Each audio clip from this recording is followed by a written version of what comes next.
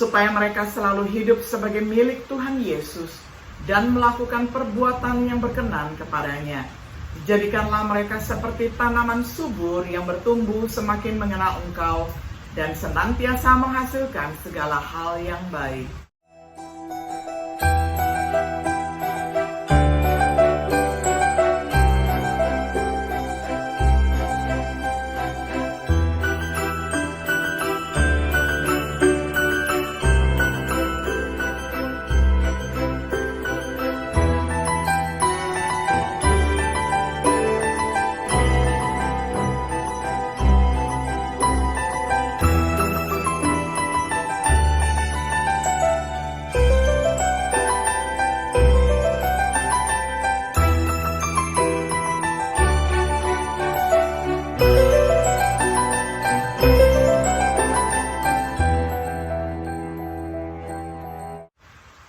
Shalom, sahabat Biblika yang dikasihi oleh Tuhan.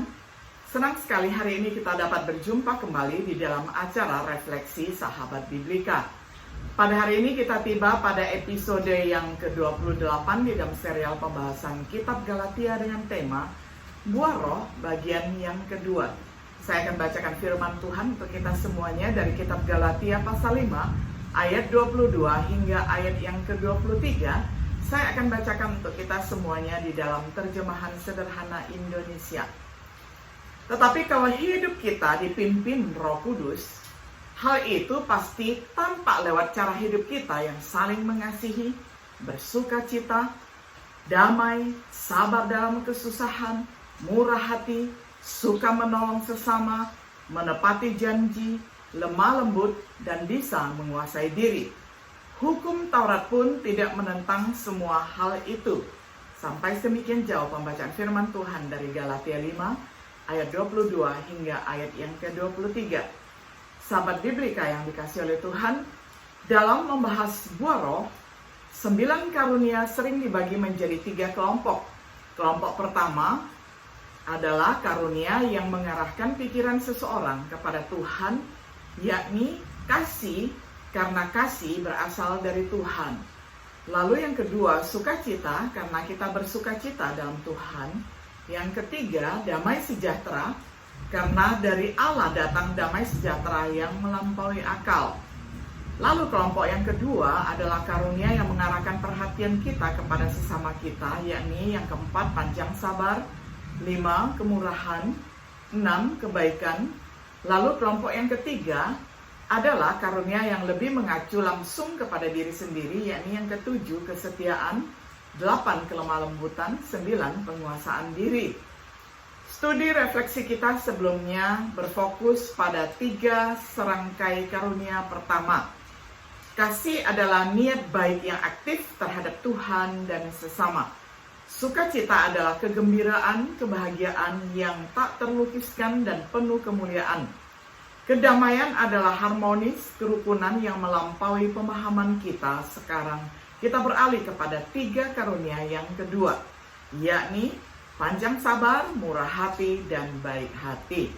Kita perhatikan, yang pertama, buah roh adalah panjang sabar. Buah roh menghasilkan kesabaran. Kesabaran dalam bahasa Yunaninya adalah makrotumia. Secara harafiah berarti lawan dari kata pemarah. Panjang sabar, kelambanan dalam membalas kesalahan. Sabar adalah kualitas menahan diri dalam menghadapi provokasi yang tidak buru-buru membalas atau segera menghukum. Ini adalah kebalikan dari kemarahan dan dikaitkan dengan belas kasihan dan digunakan untuk Tuhan. Tujuan dari kesabaran Allah adalah agar kita dapat memperoleh keselamatan, agar kita dapat dituntun kepada pertobatan. Agar mereka yang takut akan Dia akan menuruti perintah-perintahnya, boleh bergembira dalam kasih setianya, meskipun mereka telah berdosa. Mereka yang dipimpin oleh Roh akan menghasilkan buah roh dalam hidup mereka. Lalu ketahanan dalam kehidupan orang Kristen. Kesabaran diperlukan jika kita ingin Allah panjang sabar terhadap kita. seperti yang diumpamakan oleh Tuhan Yesus di dalam Matius 18 ayat 32 sampai 35. Kemudian raja memanggil pegawai yang jahat itu dan berkata, "Hai pegawai yang jahat, saya sudah menghapuskan semua hutangmu hanya karena kamu meminta kesabaran dari saya. Seharusnya kamu juga berbelas kasihan kepada temanmu itu, seperti saya sudah berbelas kasihan kepadamu." Raja itu sangat marah sehingga dia memerintahkan agar pegawai yang jahat itu dipenjarakan dan dipukuli setiap hari sampai semua hutangnya dibayar lunas. Begitu jugalah yang akan dilakukan oleh Bapakku yang di surga kepadamu, kalau kamu tidak sungguh-sungguh memaafkan setiap orang yang bersalah kepadamu. Kesabaran diperlukan untuk menjaga kesatuan roh seperti yang Rasul Paulus tulis dalam Efesus 4 ayat 1-3. Jadi sebagai orang yang dipenjarakan karena melayani Tuhan, saya menasihati kalian masing-masing untuk hidup sesuai dengan panggilanmu sebagai umat Allah. Teruslah rendah hati, lemah lembut, dan sabar. Hendaklah kamu semua saling memaafkan dan saling mengasihi. Kita sudah dipersatukan dan hidup bersama-sama dengan damai karena kita semua sudah menerima Roh Kudus. Oleh karena itu, teruslah berusaha memelihara kesatuan itu. Diperlukan untuk para pengkhotbah dan pengajar Injil seperti yang dituliskan oleh Rasul Paulus di dalam 2 Timotius 4 ayat 2. Beritakanlah firman Allah selalu, baik ketika jemaatmu suka mendengarnya ataupun tidak. Kuatkanlah hati jemaatmu apabila mereka berbuat salah. Tunjukkanlah kesalahan itu dan tegurlah mereka dengan sabar. Lakukanlah semuanya berdasarkan ajaran dari firman Allah.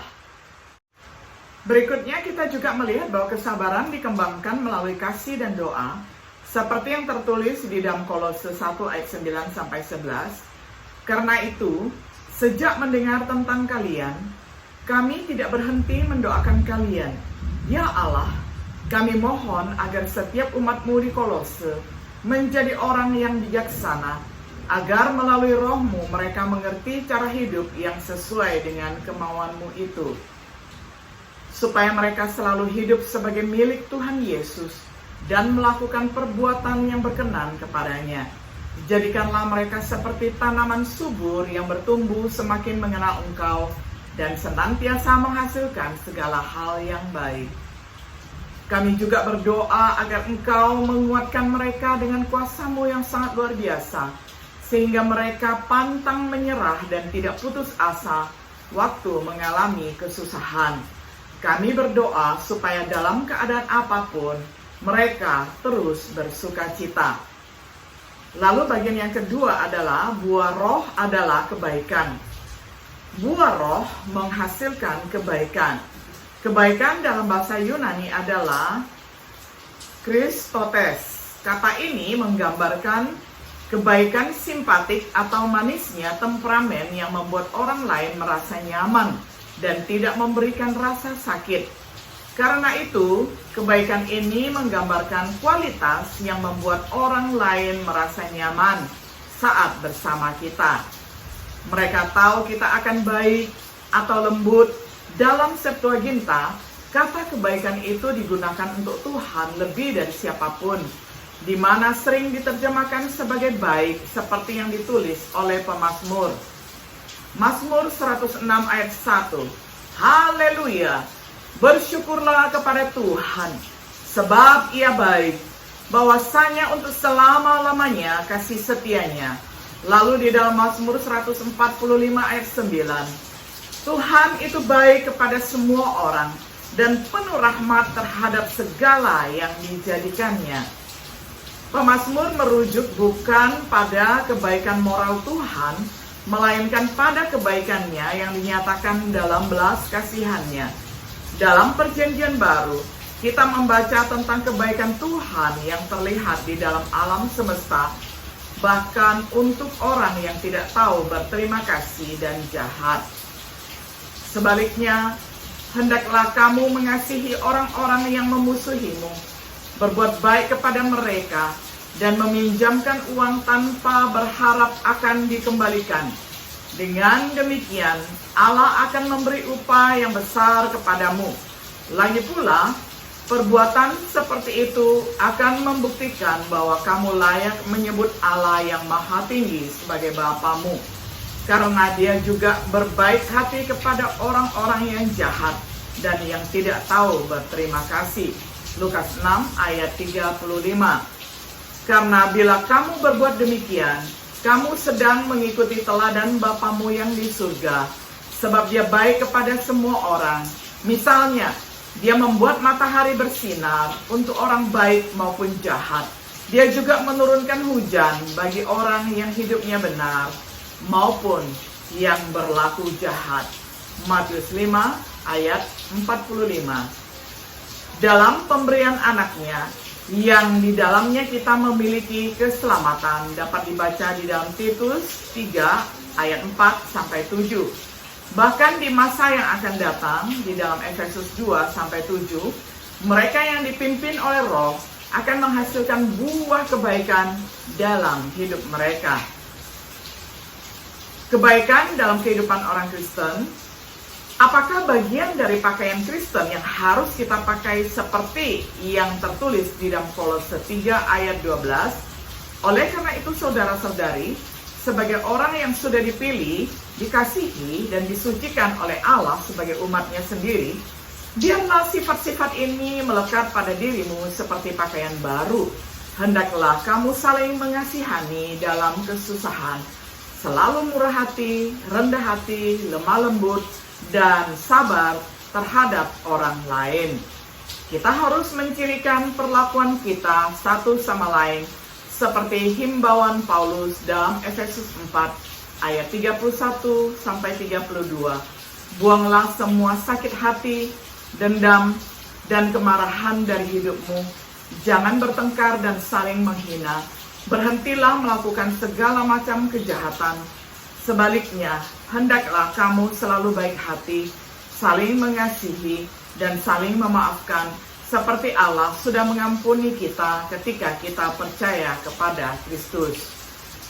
Apakah kita bertindak dengan kebaikan terhadap orang lain, agar orang lain nyaman di hadapan kita, sehingga orang lain merasa mereka bisa mendekati kita? Atau apakah kita dengan kata-kata yang tajam, bahu yang dingin, atau sikap merendahkan yang arogan membuat orang lain tidak merasa nyaman di sekitar kita? Apakah kita menyatakan bahwa kita berjalan oleh Roh sehubungan dengan kebaikan? Hal yang ketiga, buah Roh adalah kebaikan. Buah Roh menghasilkan kebaikan.